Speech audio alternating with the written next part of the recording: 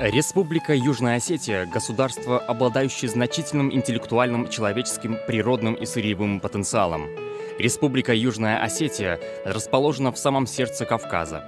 Большую часть территории Республики Южная Осетия занимают величественные горы, отроги главного Кавказского хребта.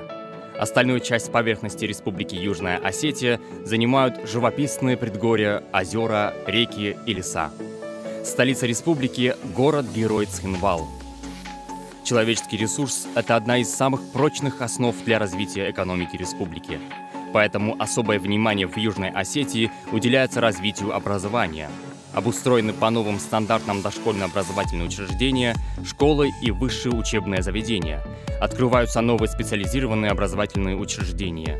В Южной Осетии всегда были сильны культурные традиции, что является особой гордостью республики.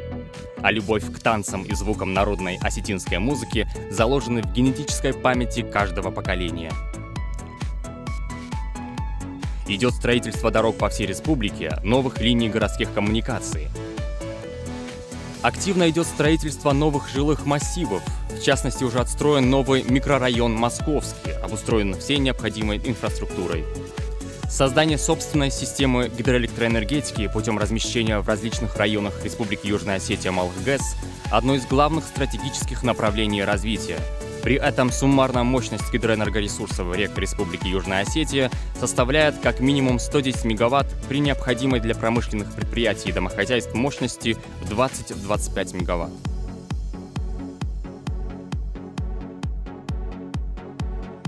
Инновационное производство.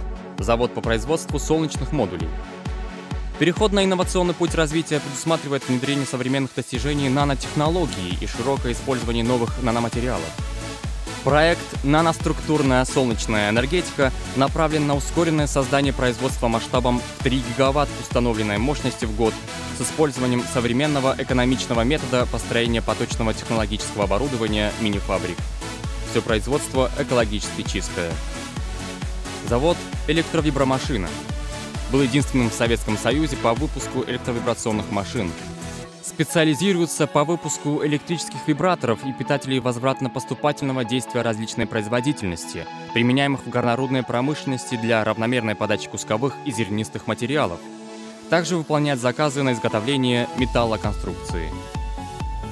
Завод «Эмальпровод».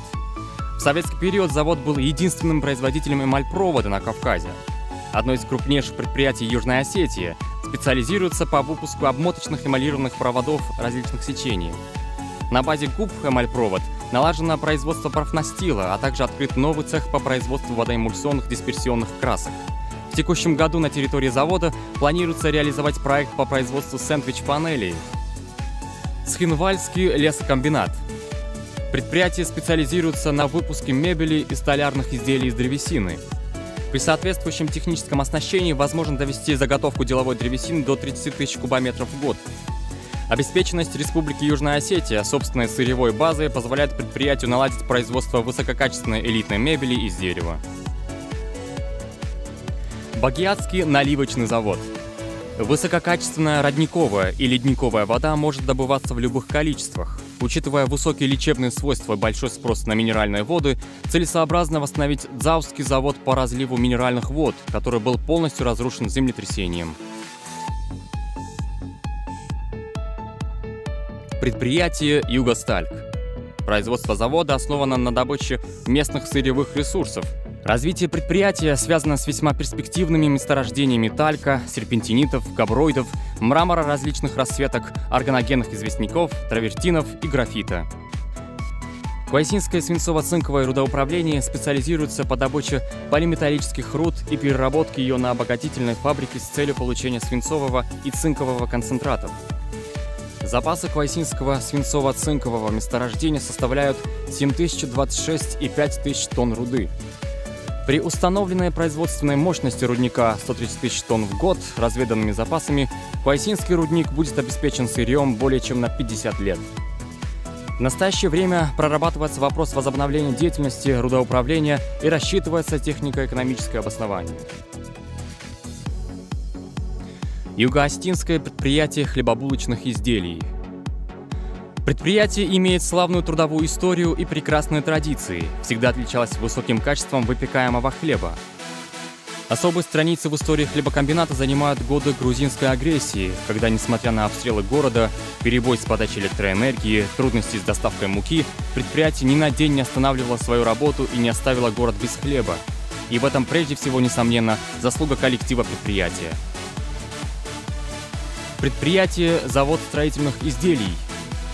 Созданное предприятие позволит обеспечить продукцией местного производства отрасль дорожного строительства и отрасль капитального строительства, являющиеся на сегодняшний день приоритетом и в социально-экономическом развитии Республики Южная Осетия.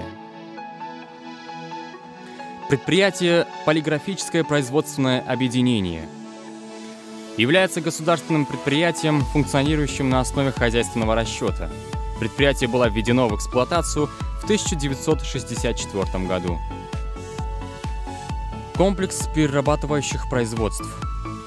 Стратегические интересы государства диктуют необходимость развития отечественной перерабатывающей промышленности. Молзавод, завод по переработке мяса, завод по производству пюре, мукомольная производительностью 12 тысяч кг в сутки, экструдерная линия производительностью 5600 кг в сутки, комбикормовый завод производительностью 4000 кг в час, логистический центр. Южная Осетия – край, овеянный легендами и преданиями.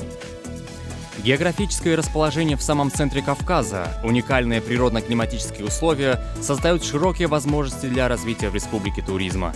Оздоровительный туризм, санаторно-курортное лечение, курортно-познавательный туризм, горный-горнолыжный туризм, альпинизм, конный туризм. В 2013-2015 годах предполагается реализация программных мероприятий развития туризма в Республике Южная Осетия, а именно строительство баз отдыха и спортивных баз в районах страны, создание соответствующей инфраструктуры, стимулирование занятости населения в области туризма и обслуживающей сфере. Оздоровительный комплекс «Нагутни» функционирует в Южной Осетии уже 8-й год. Он предоставляет желающим лечебные процедуры с минеральной водой «Нагутни», обладающей целебными свойствами. А местность сравнима только со сказочными декорациями. Высокие деревья, образующие своими кронами необыкновенный свод, ручьи, сказочный водопад. Горнолыжный туризм, как и другие зимние виды туризма, имеет большие перспективы развития в Южной Осетии. В районе озера Эрцо имеется самая большая на Кавказе долина для размещения гостиниц, спа-отелей, катков, ресторанов, бассейнов.